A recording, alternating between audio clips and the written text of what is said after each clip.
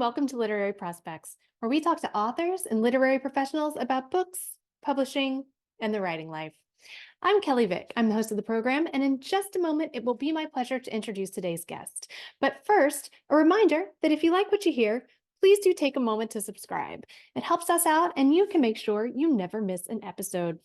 Also, we've opened a Literary Prospects shop, so if you're looking for bookish shirts, totes, and gifts, please check that out at literaryprospects.etsy.com. And to grab books featured on the podcast and check out more curated book lists, you can visit the Literary Prospects bookstore on bookshop.org. We'll leave all those links below in the show notes. And now, let's introduce today's guest. Kathleen Carter is the founder and CEO of Kathleen Carter Communications, a literary publicity firm that creates and implements strategic and customized campaigns for authors and publishers. Kathleen's versatility and passion for books are evident in the diversity of projects she's represented. Her campaigns have spanned many genres, with a specialization in literary and commercial fiction and a variety of nonfiction, as well as promotion for literary awards and festivals. She graduated from Fairfield University with a degree in English literature and art history, and she lives in New Jersey with her 2 kids. So, Kathleen, thank you so much for taking the time to be on the podcast today. It is always great to get insight from insiders within the publishing industry, which can be quite a confusing world for those of us who do not live and work inside of it. So let's dive right in. You are a literary publicist. Yes. What does that mean? And how would you describe your job? Okay. Well, thanks for having me. I'm so excited to be talking to you and happy to try and give some insight on this sometimes confusing business. So a literary publicist basically works with authors and publishers to try and get their book and themselves the most exposure possible. Typically, in my case, it's usually time to when the book is being published. So I will join a campaign anywhere 6 months to a year ahead of time to be on board on, early brainstorming meetings and things like that, knowing that the book is going on sale, at whatever date down the line. And those months of time ahead of time are for me to prepare materials and media lists and interview questions and start looking at tour events and just getting everything in a row, all my ducks in a row, so that by the time there are galleys or advanced readers copies available, we're like ready to go and start pitching.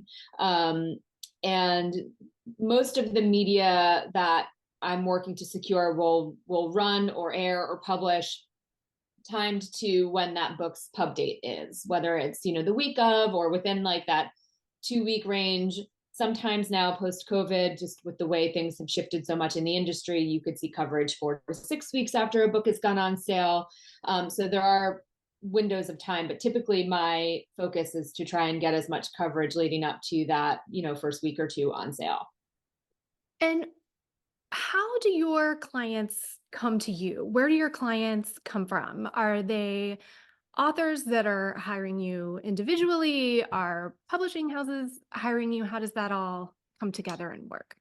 Yeah, so it's a combination. I work, I'd say at this point, it's like 50-50 that I'm hired directly by authors and then hired by publishers. So, and that's really just, it's just from years and years of doing this that I have certain contacts at publishers, and then also authors come to me really via word of mouth, having heard about me either from author friends. Sometimes agents recommend me, sometimes publishers recommend me, even if they don't have a budget to be the one hiring me. Sometimes my name is included in, outside freelance publicist to touch base with. So it's a pretty even mix at this point. There have been times where it's been heavier on the publisher hiring me side and heavier on the author hiring me side, just depending on, really, it seems like, the economic climate factor. So it's kind of a mix, a pretty even mix. How did you get into this? How did you become a publicist? Yeah, it was very much not on my radar as even a job that existed. But I was an English major And I went to school in Connecticut, so near enough to New York City where I could take a train in if I needed to. And a lot of people were doing that for internships in various industries. So I was taking a publishing course, and the professor had heard from a former student who was looking for an intern at a boutique PR firm for books. And so he said, you should do this. Like your senior year, you have a light class load, like it was a paid internship. And so I went in. The firm was called Goldberg McDuffie Communications, and it was sort of like the gold standard of book PR at the time. And I had my little interview and got the internship. And then they offered me a job after I graduated later that spring. And so I took it, and I started working for them as sort of like their publicity assistant / front desk person / jack of all trades, basically. And I just never left. It was such a wonderful place to work. And it was a place where if you were hungry and you wanted to learn, you were given the opportunity. So I got to work on campaigns pretty immediately because I made it known that like I didn't want to, like order lunch for much longer, Good for you.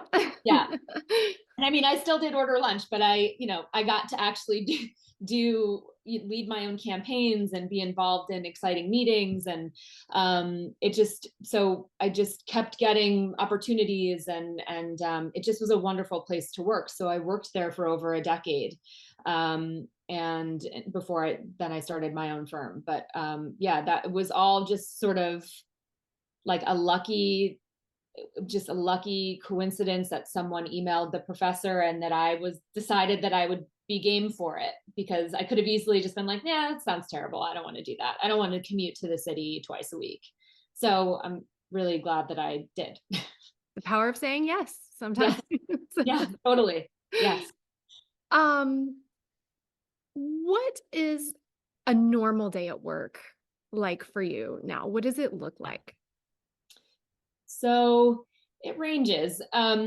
There are days where it's just back-to-back meetings, like Zoom meetings, back-to-back, whether it's a new business inquiry call where I'm talking to a potential client about their project and their goals and whether or not I'm the right publicist for the job.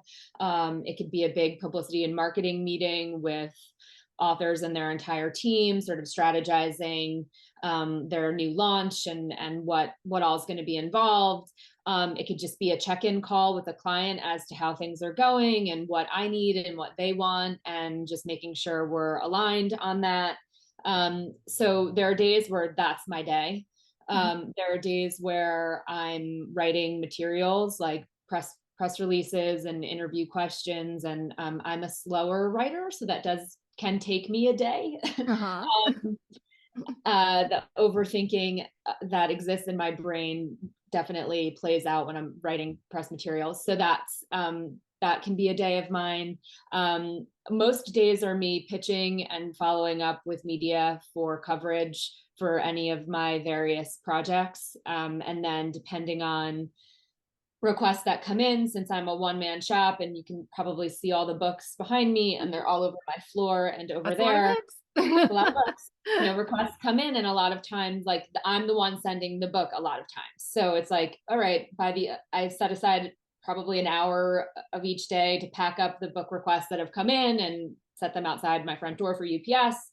And then updating schedules for authors. Usually now, because of Google Docs, like the whole team is on one shared doc for media and event schedules, and everybody can go in and add all the details, like a link for a podcast interview or, whatever the case may be. And so that everyone can go in and be on the same page as to what's coming up. So it's a pretty wide range. I would say that most every day there is some kind of pitching going on, whether it's for a review, an event, interviews. So that's pretty much what I would say a typical day is like. Varied. Yes. Pitching. It's definitely varied. And some weeks are, if a book is going on sale and an author's got like multiple events and there are events that I can get to, then maybe one day I'm traveling to go to Boston or whatever the case may be to get to an event in person for that, like just support. So, yeah. when a new client comes to you, can you take me through that a little bit? So, a new author has just signed on with you and what happens then? What's the conversation that you have with that author and, to let them know what this sort of journey is going to be going forward? Yeah. So this is a client that I've committed to work with, or just a person reaching out wanting to chat with me about working together? Well, I was thinking a client that you've committed to work with, but we could also talk about somebody who's reaching out and wanting to chat. We can just start at the very beginning and see what that whole process is. Yeah, typically it starts with an email. Someone emailing me saying, I have a new book coming out. It's coming out, X, Y, and Z. Here's what it's about. I'd love to talk to you about how you work and yada, yada. So then get that initial email, depending on what the book is, the timing of it all. If it's viable for me to work on, given those factors, then we set up a call, and we have sort of an intro call where I basically do walk them through at that point, sort of what working with me is like. So they get a sense of it even before we've committed to anything. Especially if it's a debut, a lot of people just don't have any idea what a campaign is going to look like, have no idea what to expect, what kind of communication they're going to receive, what kind of questions to ask, if it's okay to ask questions. Like, there's a lot.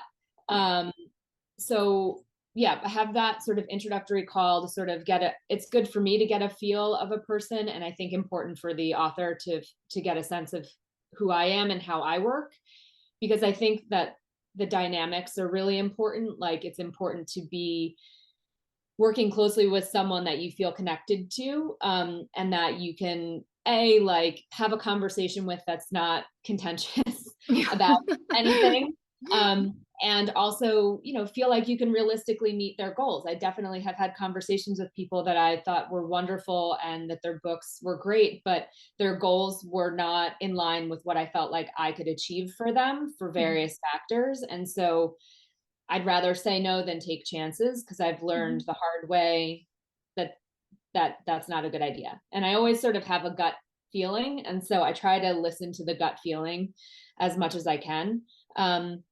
So those introductory calls involve me sort of laying out what my job is, how I work with the publishers, what I would do as sort of like their advocate. If they're hiring me, like my job is to support them and advocate for them. So yeah, just giving them a sense of that, and then hearing from them what their questions are, what their concerns are, and what their goals and expectations are. Because again, if I don't feel like I can realistically meet those things, then I kindly decline. And so then if we have those conversations and everything goes well, the next step for me is I ask to read the book. I read every book before I commit to working with someone. So it's important for me, because this job is pretty difficult, that I need to feel connected to the book as well. I need to have enjoyed the book, and felt like, okay, like this is something I can get behind, and this is something that I can, publicize and cheerlead for, authentically. So that's an important step. And so then once that's happened, I circle back after having read usually at least 100 pages, to say, let's do this. And then we're on contract, and we have another sort of chat about next steps. And usually what next steps looks like is connecting me to their publisher and their in-house publicist, just so that they're aware that I'm on board, and that we can sort of have our sort of side conversations about how we will work together, and I can answer any questions that they might have. In a lot of cases, there are people I've already worked with, so they know the drill, but sometimes not. So that's sort of how that process goes from, inquiry to signing. And then once signed, what kind of, what might a debut author expect then? Like, what does a campaign look like? Yeah. So that depends on a lot of factors, but for a debut, and it varies. There are some, I find it to be like, if I were a debut, I feel like I'd be the most anxious person. So I have a lot of empathy for anyone releasing any book at any stage, but especially a debut where you really feel like you're in the Wild West and you're not sure what you're supposed to do with yourself. So it's important to me, and I say this to every client, but especially debuts, like, there's no stupid question. Lay it on me. Let me know what your thoughts, concerns, like, even if you feel like it's a ridiculous question, just ask it, because at least then you know, like, oh, that's not a thing, or oh, I'm so glad I asked that. Mm-hmm. So what a campaign would look like, and I'm on board pretty early, so it's a slower build, I would say. Like, basically, initially what that is like an information gathering. There's like a whole sort of season of gathering information. Like, usually an author will have filled out an author questionnaire. I want to see that. I want to go through that. I want to make sure that I am fully aware of any and all connections, what their elevator pitch is, what their longer pitch is, any affiliations I should be aware of. That's all in that author questionnaire. And I really do mind that to my advantage, because if filled out properly, it's a really helpful document. Mm-hmm. So I go over that. And then aside from that, I ask the authors to share any other contacts that maybe they didn't list in that document, anyone they're connected to in media or in the world that might be helpful in some way in getting the word out about the book. And then figuring out from there, depending on their connection, right, who should be reaching out to this person at what time and with what resources. Like, some people should just get the finished book. Some people should get an arc and a finished book. Like, Mm-hmm. so it takes a little time to parse through all that stuff and sort of figure that out. And then I'm also sort of starting to generate the press materials, writing the galley letter, helping come up with maybe op-ed or essay topics with the author. That's something that I do with my clients. Like, I'll place personal essay pieces or op-eds depending on what they have to say. And those can take a really long time to place. They're very challenging and competitive, because you're competing with other publicists, but then other freelancers who are also trying to get their pieces placed. So it's competitive and can take months and months. So if somebody has a really good idea 6 months ahead of time, I want to know, and I want to start putting feelers out that early, because it could take that long to find a home. And then working closely with the author, fiction or nonfiction, on talking points. If you're on NPR, if you're doing a podcast, if you're going to be on TV, what are the things that you want to be sure you're saying about your book? What are those messages? And going over that. And then sharing all of that with the rest of the team once there's like a set of materials. Usually I'm the one taking the lead on the press materials. So I will kickstart that, share it with the rest of the team, whoever has input, we incorporate it. It's like one set of press materials. So it's just cohesive. Everybody's working from the same set of documents. And they evolve a little bit between the arc stage and the finished book stage, but that's sort of like the base. Mm-hmm. Yeah. And then it's coming up with like the media lists, the pitch lists, and that, a lot of the same contacts, of course, will appear, but depending on what the book is, especially if it's nonfiction or if it's genre fiction, there are just different people who want to hear about different kinds of books or different just areas of interest. So it can take a little more research and a little deeper of a dive in terms of who might be interested in, like, climate change, or, who's the new horror reviewer for wherever. So things like that. And then the actual interviews, right? Yeah. And then setting those up, scheduling them. And in some cases, some clients want to do some prep work. So we'll do either informal media training, like with myself and the in-house publicist, or like there are actual media trainers who, excuse me, who sit down and do like mock interviews with an author about their book. Oh, that's very cool. Yeah. What makes you really want to take on a project? What gets you excited about a book or an author? Yeah. So I think a few things. I think like a really different premise, something that doesn't feel like it's been done before, especially in nonfiction. Like, I find there are certain books where it's like, oh, it's another book about, I don't know, technology or whatever it is. Like, really interesting premise that really hasn't been covered before. Um, an author's backstory, I find, like, because part of my job is not just to get the book coverage, but the author, Mhm. you know, I need to promote the author as well. So the author has like a really interesting personal story, either connected to the book or just in general. Just they feel like very promotable, can talk about a wide range of things, have interesting experience they can bring to interviews or events or things like that. Um, that's always helpful. You know, if it's someone who's gone from one career and then switches and they're writing a debut novel, like I find that really fascinating, and interesting for interview hooks and things. Also just the writing, if it's just an exceptionally well written book that I can't put down, I want to work on it regardless. And if it's, you know, say it's historical fiction, but it's a period of history I never learned anything about, and then I'm reading this book and I'm, yes, it's fiction, but so much of historical fiction is based in fact, that I'm learning so much as I'm reading this story. And I also love stories about experiences that are different than mine. I love like the education that you get from reading anything. And I always have. And so I've always been drawn to stories of by authors or about people who have had different lives than me, whatever that looks like. I just find that so fascinating and I feel like really interesting. And so I just assume that other people find that interesting too. so um so I like that. And then yeah, and then I just think, you know, I guess if it's a book that ties some way into like the zeitgeist, if you will, I find that exciting, because it's very pitchable. It makes the job a little bit easier. And it's always great to have someone who can be offered up for, you know, talking head spots or op-eds, or just, you know, just makes possibilities for coverage that much greater. When I found out you were coming on, I asked around among some writer friends to see what questions people had for a Okay. publicist. And I did get a few good ones, which I will put to you now, if that is okay.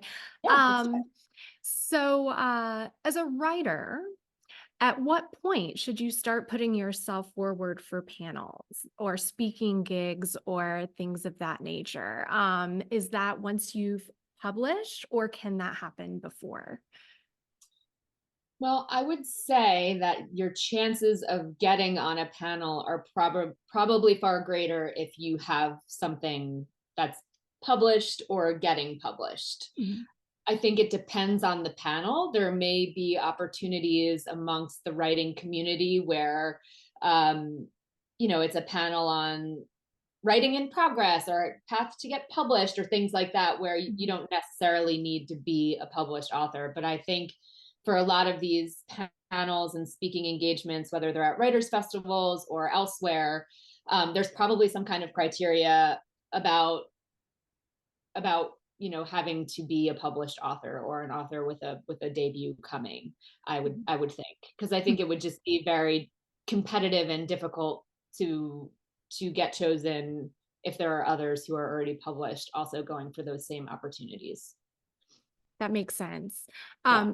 Little follow-up for me, and sort of going on from what we've already touched on a little earlier, but speaking of public speaking, Mhm. a lot of writers are not especially comfortable speaking in front of crowds. That's not really Yeah. what you think of as the job, in Yeah. the beginning, and then, Right. you know, you do get published and realize that it seems that it is a very big part of the job. So, when you are talking to clients of yours that are a little trepidatious Yeah. about public speaking, what advice do you give?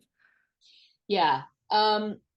I also don't push people to do things that make them super uncomfortable. Mhm. But obviously there are opportunities that arise where it's recommended that they do them because of attendance or potential book sales. And so, yeah, I mean, I think the advice that I give in those situations is just, you know, no one knows your book better than you. You are the expert on your book, and when you're putting a book out into the world, and it is very uncomfortable for a lot of writers, but you sort of have to learn how to be your own biggest cheerleader. And I think the good thing is with opportunities like that come up, usually you have enough notice for them that there are months that you can spend sort of preparing yourself and putting yourself out there as sort of like test runs, if you will, whether it's like just doing an Instagram live or talking at a local library or doing a podcast interview. Like, I think there are things that can be done leading up to what is a really big, worthwhile event to prepare yourself on how to speak about the book, why you wrote it, whatever else there is there. There is also what sort of getting back to what I mentioned before, for people who really struggle and may also have some sensitivity points around certain things in their book that they're exploring, whether it's fiction or nonfiction. If it's a novel that's rooted in a deeply personal experience that may be triggering or difficult to talk about, but say like Good Morning America wants to interview you, then you have to like figure out how to talk about it. So media trainers are incredibly useful for that. And they offer all kinds of different options and packages. But typically what that would look like is you go into their office, they set up a camera. A lot of these media trainers formerly were journalists, so they know how to ask these questions. You put a mic on and you're asked all of the questions, like the questions you don't want to be asked, like things that might make you feel uncomfortable, make you squirm. And then you watch the video of yourself answering those questions. And you spend like an entire day just doing that and learning how to better speak about the book and learning how to answer the questions you want to answer, even if they weren't the questions that were asked of you. So like figuring out a way to get back to the book always. So yeah, it's very useful and fascinating to sit in on.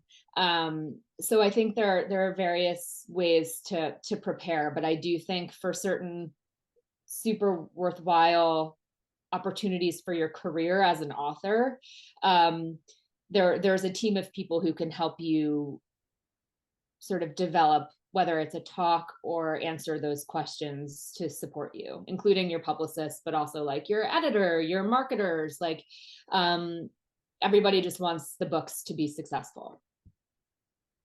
When is the right time to hire a publicist? And depending on the publishing route, who hires the publicist? Is this okay?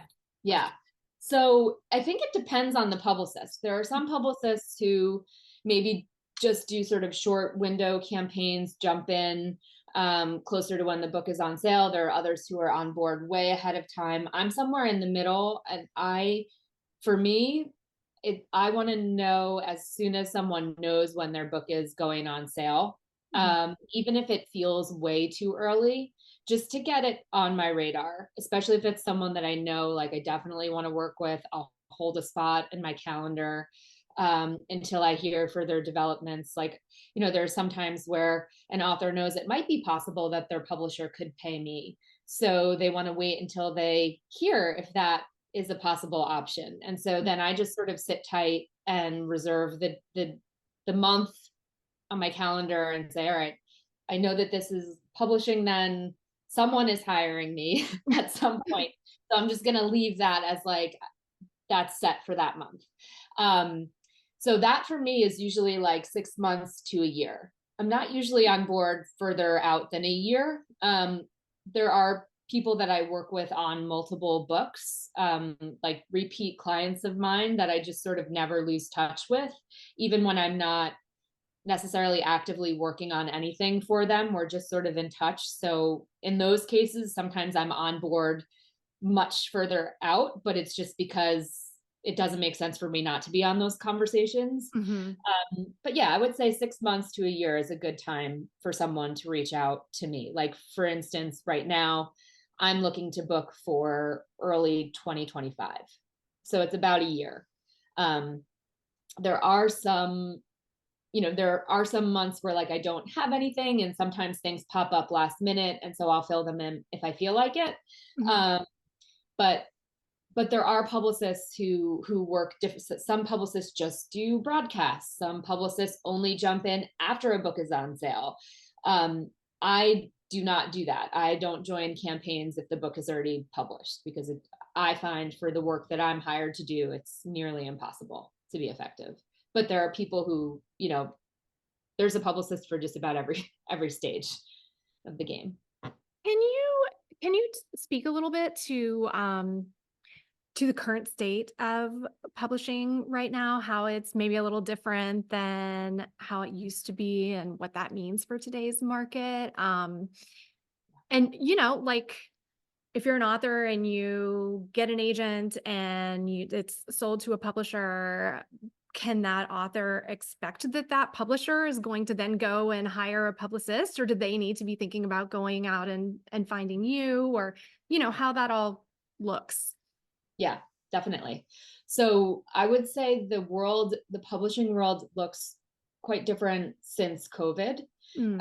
Everything really changed with COVID because of, but pre-COVID, we would send out, we being, publicists, marketing people, we would send out these massive mailings to media, physical galley mailings, like 300 people long, to just didn't need to be requested, just they went out. And then that's what we would follow up on, like, you should have received this book and this is why I sent it to you. And I hope you're able to take a read. And so largely that part of the job is gone. I don't send mass mailings I can't remember the last time I sent 300 books out in a mailing just blindly without any kind of prior conversation or relationship with the person who basically is like, just send me all of your books. Because people are not working in offices. People are working from home. People can't, then hundreds of books that would go to, say, a New York Times office or, People Magazine, a lot of those folks are working remotely and can't possibly accommodate all of those books being sent to their apartment or Right. their home, And so it makes perfect sense because people are not really physically going into the office. So that has changed, and I miss it because I do feel like there was such a discoverability piece to sending the physical book, especially if the galley was like a gorgeous cover. And, you could email and call somebody all day, but if they're really struck by a cover, they would be moved to take a look or maybe bring it home with them that night. And maybe they'd read it and hate it, but at least they gave it a chance because they were struck by the cover. That doesn't happen as much now. There are certain folks that we can still send copies to without having it be requested, but it's just like that used to be the drill. And so that piece of it is gone.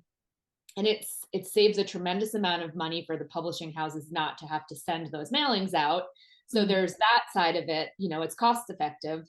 But like as a publicist, that was like a great part of the job.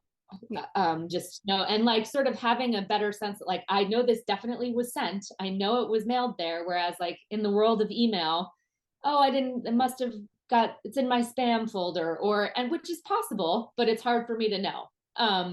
So that's a little frustrating. Also, we don't use the phone at all anymore. Like no one wants to talk on the phone. Nobody does. Nobody wants to talk. Nobody wants to have a conversation at all. When I first started in publishing, there used to be these big, like, I kid you not, big books like this that you would go through to find email addresses, phone numbers, mailing addresses. There was no like online database. It was just giant encyclopedias. And I remember spending days just searching through those huge books. And that's how you found people. And that's how, especially if it was like a beat reporter for a book that was very niche, that was how you found the people, and you had to call them. And I remember, in my early 20s, like cold calling newsrooms across the country. And it's such an intimidating thing. It's such a good skill to learn, but so like you just get hung up on. People would tell you what they thought and hang up on you. It was not like, So that piece is gone. I'm not so sad about that, actually, because people can be really mean. Yeah. And I think book publicists generally are quite nice. And Mm. so it did help me develop a thicker skin. But there is something funny about not literally never using my phone to call someone in the media. I might call a bookstore or a bookseller, but it's quite rare that I'm picking up the phone to call a producer or an editor. They don't even have phones. Like there's not a phone on their desk. You know what I mean? Like they don't want to hear from you in that way. So that's funny. That's definitely changed. And I mean, I think NetGalleys and PDFs and Edelweiss, like all of that is sort of being utilized more now than ever because of the lack of mailings. And I do think it's fabulous to have, and to be able to send. And so, and there are some people who much prefer reading that way. So that's sort of the biggest difference to me. I would also say that something that's changed post-COVID is events. There used to be really big author tours where people would go to 15 to 20 cities, and it would be like this whole big publisher funded thing. And those are fewer and further between from what I can see. And so a lot of times since COVID, a bigger part of what I've done for certain authors who are interested in getting out and seeing people is supplementing whatever their publisher is doing tour wise. So booking them luncheons, signings, whatever it is, in markets where there's interest or where they want to connect with readers. So that's been a bigger part too of what I've done. And in terms of your question about if someone gets signed and they're a debut, what to expect, I wouldn't expect that your publisher is going to be hiring an outside publicist. I would say 95% of the time to assume that that's not happening. So, you know, it's tricky because I'm an outside publicist. So I'm always advocating for, for at least having those conversations to find out how they work, whether it makes sense.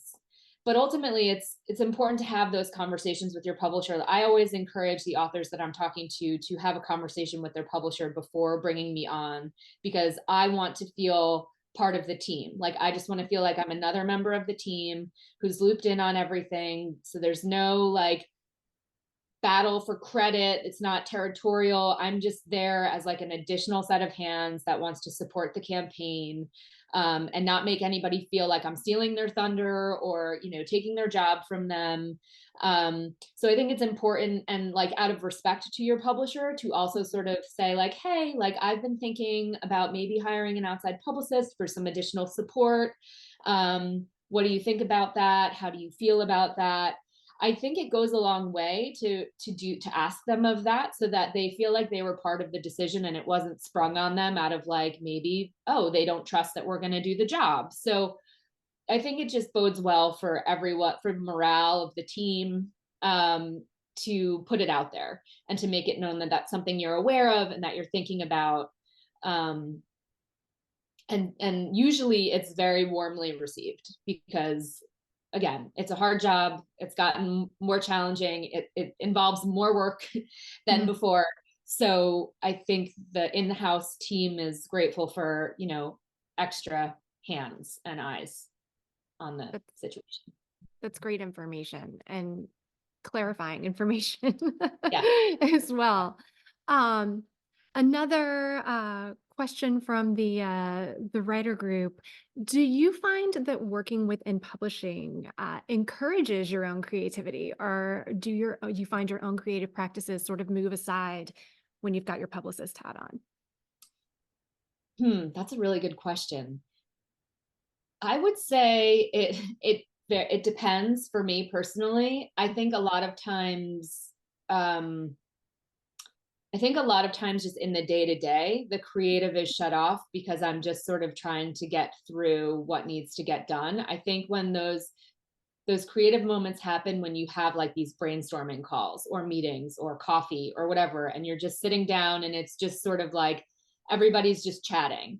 And I think everybody's creative juices flow a little bit better when they can bounce things off of each other. So it's definitely there, but I think it's more stimulated when it's done in sort of like whether it's just you and the author or as part of like a larger group call, just like, let's brainstorm, like, especially if it's a book that lends itself to something fun and creative and a little bit different. Thinking about what would be an effective way to harness a creative angle versus really just spinning wheels. Because sometimes that's what can happen and it's not effective. And maybe it's a waste of time or maybe it's a waste of money.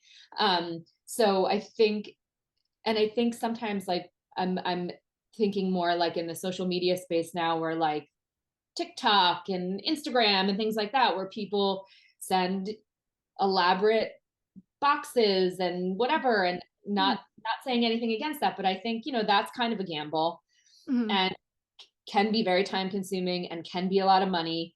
And so it's just like really talking those things through and figuring out like what the goal is for some of those more creative endeavors, like to be sure that the goal matches like the output of energy and resources, because they don't always align.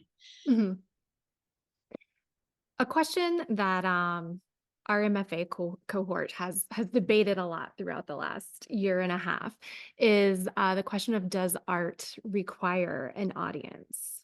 So people were interested to hear your take on that, since your work involves creating audience. Yeah. Oof, that's a big question. I mean, it is a big question. We've been talking about it for over a year. Yeah. I don't think art requires an audience per se. But I think, I think it depends on the artist. I think it depends on the creator, really, because if you're someone who's just producing things for your own sort of satisfaction, or because you can't do anything other than produce whatever medium of art it is that you are creating, then definitely does not require an audience. I would say, though, that most creatives want to be discovered on some level and want to be acknowledged. Whether they admit to that or not is a different story, but want that acknowledgement. They want that praise. They want that level of recognition. And so in order to achieve that, you need an audience. And so I think it really is an individual thing, but generally speaking, if your goal or one of your goals as an artist is to reach people and to move people with your art, whether it's words or paint or what photography, like, you have to then put yourself out there and be available. So that would be my answer, but that's a really good question. Well, I think that was a great answer. Thanks. I would hope that everybody who's investing in me wants to find an audience. Otherwise, I don't understand. Right. It'd be a waste of money, but yeah. What's your favorite thing about your job?